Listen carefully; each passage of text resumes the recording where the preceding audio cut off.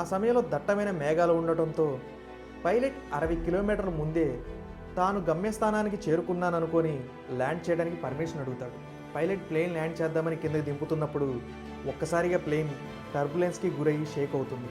మొదట విమానంలో ఉన్నవారు ఇదంతా కామన్ అని అనుకుంటారు. కానీ కాసేపట్లో ప్లేన్ ముందు ఒక పెద్ద కొండ కనిపిస్తుంది. పైలట్ మొత్తం పవర్ ఉపయోగించి పైకి ఎత్తడానికి ప్రయత్నిస్తాడు. కానీ ఏం లాభం లేదు. అప్పటికే లేట్ అయిపోయింది. 2-3 సార్లు పర్వతాన్ని ఢీకొని వందల ఫీట్ల కింద పడుతుంది.